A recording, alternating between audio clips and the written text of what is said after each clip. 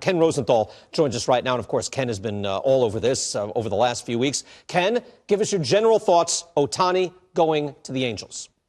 Right, first of all. And I know the Angels, certainly as a finalist, you had to take them seriously. And they've made 2 trades in the last couple of weeks to improve their international bonus pool money. The Jim Johnson trade, they got some money from the Braves. Then the other trade a couple of nights ago, money coming from the Twins.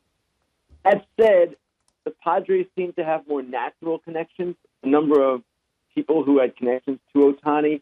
The Mariners basically put everything they had into this thing. And then other teams as well, the Dodgers, the Cubs, these teams all had, you would imagine, some degree of percentage chance. The Angels did too.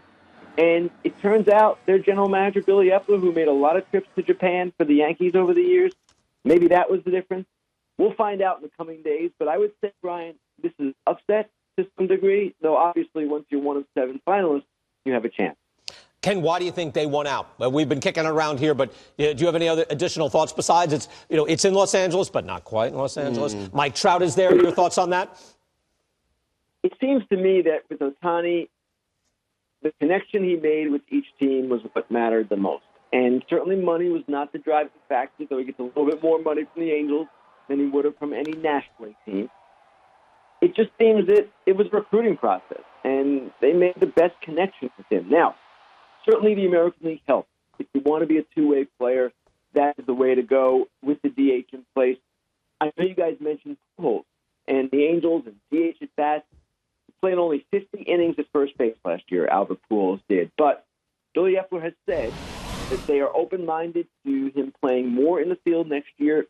And I can't remember where I saw this, guys, but there was a tweet maybe a couple of nights ago that showed a slimmed-down Pujols in a recent photograph.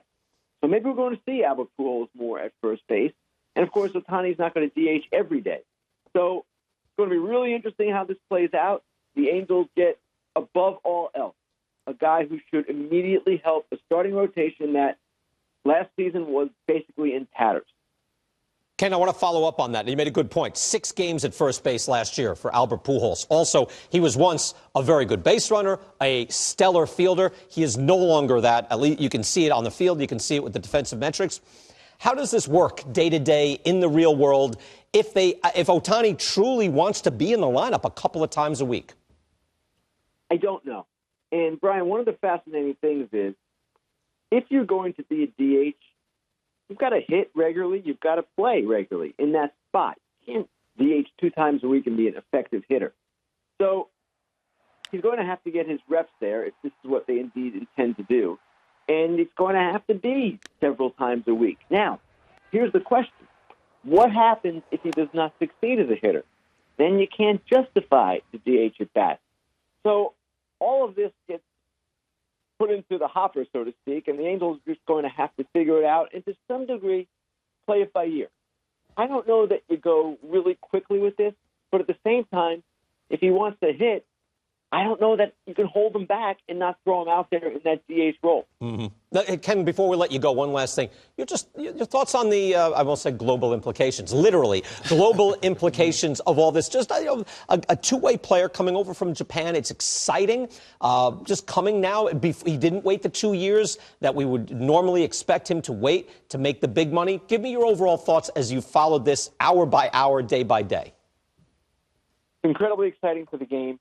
And for the game worldwide to see if this player can do what he has done in Japan at a high level. Not necessarily last year when he was hurt, but before that. Now, there are some questions offensively. So if there are questions offensively in Japan, he comes to a better league here, those questions get amplified. The other thing that strikes me, Brian, is this is really good for the game. The Angels have not been a team necessarily in the spotlight the last few years, even though they have the best player in the game. They haven't won. They're the second team in L.A.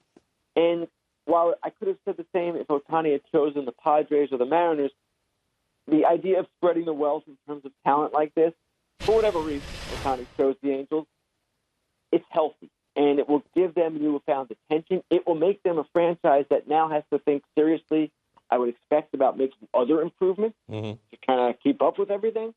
So it's a really good day for the sport. It's an electric day worldwide for the sport, and I anticipate there's going to be a ton of attention on Ohtani starting in spring training. Yeah, and exciting. And again, on an everyday basis, because, like, is he going to be in the lineup today? If he's not pitching, does he hit today? How does he hit? Everything else. Ken Rosenthal. Ken, thank you so much for your time.